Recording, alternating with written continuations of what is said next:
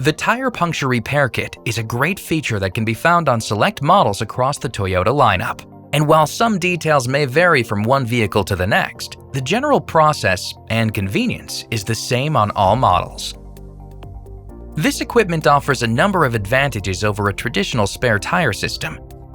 For starters, its compact design often translates to a bit more cargo room in the back, but it's also simply a significantly easier tool to use, with no need to dig around for your wheel lock key, jack up the vehicle, roll around a heavy spare tire, or really get your hands dirty at all.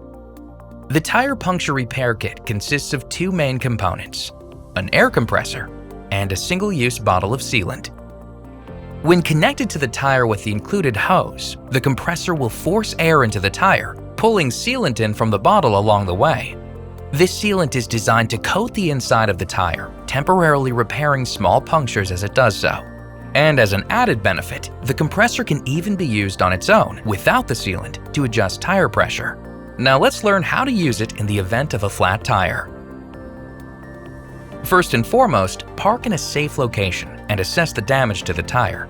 If the puncture is large or located on the sidewall, you'll need to call roadside assistance instead. But if the puncture diameter is approximately 4 millimeters or less, the size of a typical screw or nail, and is located in the tread area, it's appropriate to proceed with the tire repair kit. To begin, pull the repair kit out of the cargo area wall by removing the cover and detaching the straps that secure it. Ensure that the sealant has not expired. Remove the valve cap from the tire. Now extend the hose from the repair kit and then remove the air release cap from the end of that as well. Connect the hose to the tire valve stem by screwing it on clockwise until snug. Verify that the compressor switch is turned off, and then lift the rubber stopper to reveal the bottle connector area.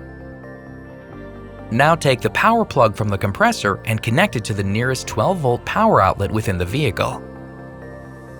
Attach the sealant bottle to the compressor. Make sure it's connected securely by pressing firmly until the locking tabs click into place.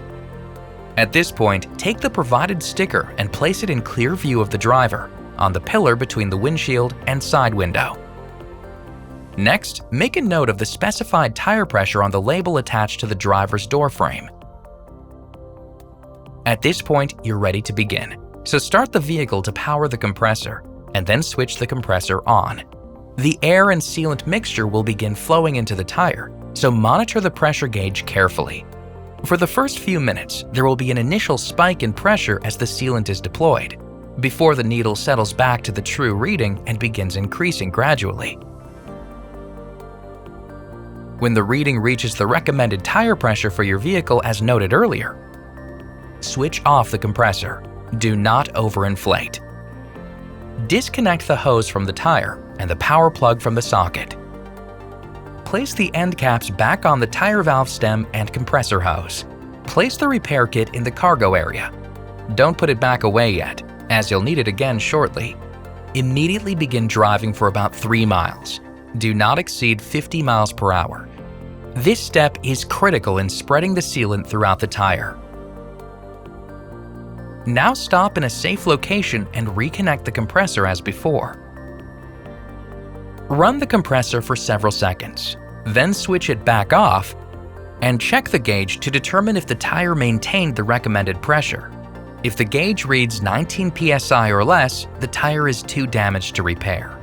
Otherwise, use the compressor again if further adjustment is needed, and disconnect the repair kit once the recommended tire pressure is set. Ensure the valve cap and air release cap are both reattached securely. Then store the equipment in its original compartment. Drive carefully to the nearest Toyota dealer or tire repair center. Do not exceed 50 miles per hour and do not drive farther than 62 miles. The low tire pressure indicator may remain active on your instrument panel until the sensor is replaced. This is normal. Once there, notify your service advisor that you've used your tire repair kit. Your tire may still need to be replaced, and you will need a new bottle of sealant and sensor for the tire pressure monitoring system. And that's all there is to fixing a flat tire with a tire puncture repair kit. Please refer to your owner's manual for detailed information for your specific vehicle.